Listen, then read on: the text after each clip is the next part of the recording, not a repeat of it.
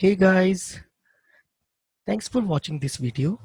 In this lab, we will be discussing about VMware vSphere Appliance Management Interface, also known as VAMI, which is introduced in vSphere 6.5. This management UI is also written in HTML5 and it is very useful in performing various activities related to vCenter Server appliance. In this lab, we will be exploring administrative web interface of vCenter Server appliance or VAMI to perform various administrative tasks, including changing host name, network configuration, NTP configuration, and applying patches and updates. So let's get started. So open your web browser, and now if you see, to access your VAMI or appliance management interface, you have to provide your vCenter server name or IP address following with port number as 5480. That is very important thing to remember. If you want to get access to, or if you want to access VMware vSphere appliance management interface, then you have to provide port number as 5480. Now once you do that, you could see on my screen we are successfully we could see like appliance management interface. Now the username, you always have to provide root and the password of root user which you have provided at the time of your VCSA installation. So after providing the credentials, you could see we are successfully logged in to a UI based management interface of our vCenter server appliance. Now on the left side, you could see we have a lot of options like summary, access, networking, time, update, administration, syslog. So we'll go through each of the configurable options one by one. So let's go to the, so right side, if you see, we have a summary screen, and summary screen, this summary screen shows information like host name. So our host name is vcsa-018.govmlab.local. The type of VCSA deployment is vCenter server with an embedded PSC. It shows product as a vCenter server appliance. The version is 6.5.0. Now summary screen also shows information about overall health status of our vCenter server appliance. So if you could see, the overall health of our appliance is good. The last time when the health check was done was this timestamp, 18th of August, 10:12 p.m. CPU, memory, database, health status looks good. Now it also shows health messages. So if there are any of the issues with health issues with any of the component like CPU, memory, database, so the corresponding health messages could get logged here. So it gives pretty good information about overall health status of our VCSA appliance. It also, summary screen also gives information about single sign-on. So we have a single sign-on domain is vsphere.local. The status of this domain is running. Now we could also take backup of our vCenter server. We can create support bundle. We could reboot and we could shut down our VCSA appliance. So if you want to take a backup, so you might be knowing vCenter server appliance 6.5 is having a native backup and restore capability, and that backup or taking a backup of your VCSA appliance can only be done through appliance management interface. So if you want to take a backup of your VCSA appliance, click on backup, provide all of the backup details, and then you should be able to take backup of your VCSA appliance. If you want to create support bundle, or if you want to download all the log bundle of your VCSA appliance, just click on create support bundle, and now you could see the bundle started downloading. So it's just a one-click thing, pretty easy to download the VCSA logs. If you want to reboot VCSA appliance, click on reboot. If you want to shut down your appliance, just click on shutdown, and you should be able to perform these operations or reboot or shutdown of your VCSA appliance from this management interface as well. That's what it's all about. Summary screen. Let's move over to access. Now this access screen allow us to enable or disable SSH login or bash shell. So if you could see, currently I have a SSH login enabled for my VCSA, but bash shell is disabled. Now if you want to, let's say you want to disable SSH login as well, so click on uncheck enable SSH login, click on OK. Now you could see we have disabled both of the login, SSH and bash shell, for our VCSA appliance. Now click on networking. So networking, you could see we have a two options, monitor and manage. So let's walk through monitor. So when you click on monitor, monitor screen gives us a information about overall network utilization of our VCSA appliance. So you could see it gives us information about receive byte rate, transmit byte rate, and a lot of network stats. So if you want to, so this particular screen, monitor screen, gives a pretty good information about overall network utilization of our VCSA appliance, and it helps us to figure it out the bottlenecks or network congestion. Here you could decide you want to see the network stats for last 1 day, 1 week, or 1 month, or 1 quarter. So this graphical chart could be used to analyze network bottlenecks of our VCSA appliance. Now click on manage. With this manage tab or manage screen, you could go and configure some of the network parameters of your VCSA appliance. So let's say if you want to change host name servers, gateways, so you could go and do that. Obtain DNS. If you want to use DNS server automatically, just select this option. You want to do it manually, just click on this guy, provider, primary DNS server, secondary DNS server, IPv6 default gateway, IPv4 default gateway, IPv6 default gateway. You can configure. Network interfaces. Network interfaces gives information about your network interface connectivity. So if you click on edit,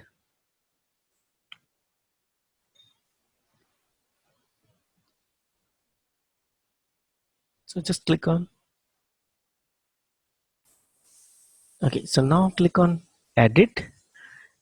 It shows the network interface information, MAC address, the status of your network interface, which is up. Just click here. If you want to disable IPv4 settings, click on disable. If you want to assign IPv4 through DSCP, click on obtain IPv4 through DSCP. And if you want to assign static IP address, so currently we have assigned 20.20.20.4 IP address. If you want to change the IP address, let's say 10, subnet mask, gateway. Similarly, IPv6 settings, if you want to modify, you can do all of the required configuration. So you could modify your network interfaces or your network configuration with this manage screen. Proxy settings, if you want to configure proxy server, then you could provide all of the proxy server details, port, username, password. So that's what networking section is all about, where we could monitor our network utilization of our VCSA appliance, and we could also go and configure network configuration of our VCSA appliance. Now let's go to time. Now this time screen displays the time zone and the time synchronization. If you want to change the time zone, you can click on edit, select whichever time zone you want to configure for your VCSA appliance.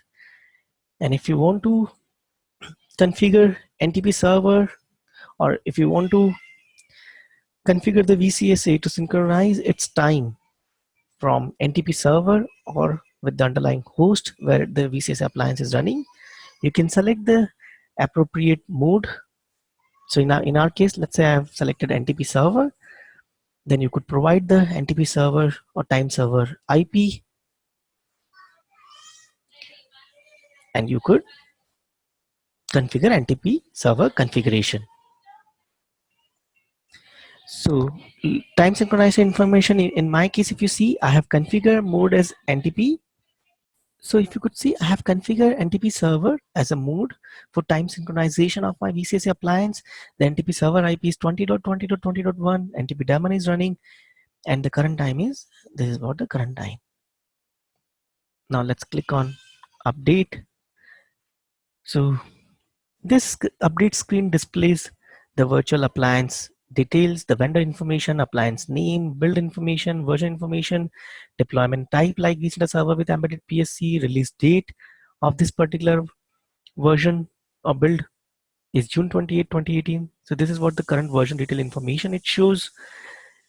If you want to configure your update settings, you could click on check for updates automatically. You can define every day at what time you want to check your updates, every day, Sunday, weekly. You could configure as per your requirement. You can also define the time at what time you want to check for the updates automatically. Repository settings, by default it is configured with the default repository vapp-updates.vmware.com. If you want to define a specific repository, click on use a specified repository, provide the repository URL, username and password, and it will start updating. It will start downloading updates from the user defined repository. You can check for updates for repository, or if you have a CD-ROM media, it will just look for the updates and it could it will look for the updates, and once updates are available, you can click on install updates and those updates will be applied to your VCSA appliance. Now click on administration. Now this administration screen allows us changing the root user password, and it also allows us to set a password expiration policy. So if you want to change the password, provide your current password and then new password, submit it, so it will change your root password. Password expiration settings, as of now I have set my password expiration settings as no, which means I don't want my root password of VCSA appliance to be expired. But if you want to change the password expiration policy, click on yes, define the validity of your root password, let's say 30 days for example, and email for expiration warning. If you want to send, if you want your VCSA or WAMI to send a email expiration email, you can provide your email address here. Now let's move over to syslog configuration. So syslog configuration is a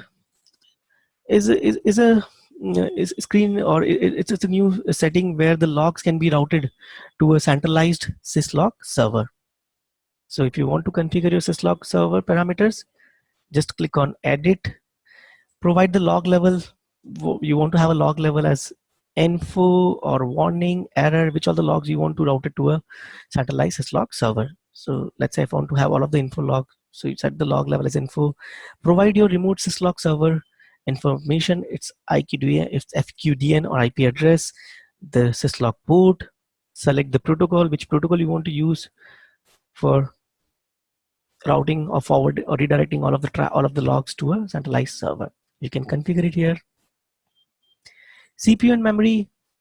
Now CPU and memory, this particular screen gives us a very good information about overall CPU utilization and memory utilization. It gives a very good understanding of overall CPU utilization and memory utilization of our VCSA appliance. So if you see, this screen is more about the CPU utilization. You could see CPU usage, and this bottom screen is more about the memory utilization or memory usage. You could also change, like you want to see the stats or utilization trends for last 1 day or 1 week, 1 month or 1 quarter. Similarly, you can do the stats for memory as well. Now this particular option of CPU and memory utilization helps us in tracking the CPU and memory contention issues on our VCSA appliance and take an appropriate decision to avoid any kind of downtime or any kind of issues with respect to CPU and memory utilization. So it's a very useful utilization or monitoring wizard. Now click on, similarly like CPU and memory, the database also gives us information about current utilization of our database, there seems to be some resolution issue because of which the stats are not being shown clearly. But here it shows the current utilization of your vCenter Server appliance database.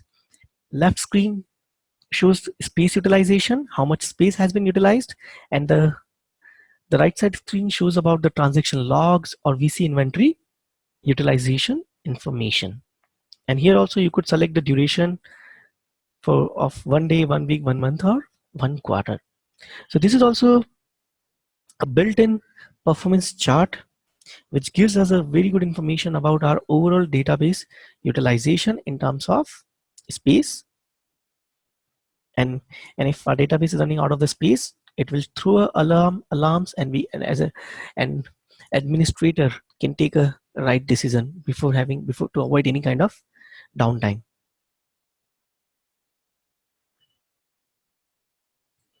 So that's all we have pretty much in this lab. So in this lab, we had discussed about performing various administrative tasks such as network configuration, for example, changing host name, IP address, changing network configuration, NTP configuration, applying patches, defining repository, monitoring CPU, memory, database, and network utilization of our vCenter Server appliance.